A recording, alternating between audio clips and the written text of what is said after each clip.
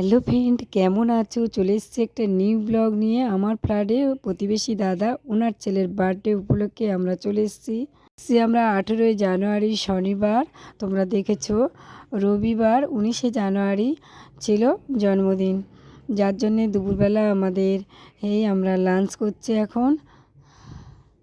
পুরা আমাদের ফ্ল্যাটের সমস্ত ফ্যামিলি মেম্বার আর বার্থডে বয়ের কিছু ফ্রেন্ডদের নিয়ে আমরা এই বার্থডেটা সেলিব্রেট করছিলাম।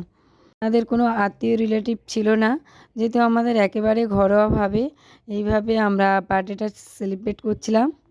এগুলো যারা খাওয়া দাওয়া করছে এগুলো সবই আমাদের ফ্ল্যাটের ফ্যামিলি মেম্বার। যাই হোক, এখন দেখো পুচকুটা, তোমরা একটু দেখে নাও। খুব দুষ্টু রাইসোনা, তুমি খুব দুষ্টুমি করো। হ্যাঁ, খুব দুষ্টু। এখানে গান চলছে তাই আমি ভয়েস দিতে বাধ্য, যেহেতু কপিরাইট পড়ার জন্যে আমি ভয়েসটা দিলাম। যার জন্য কি সে গেল কোথায়? তার কিছু বন্ধু বান্ধব এসে তারা কেউ খেতেও আসেনি।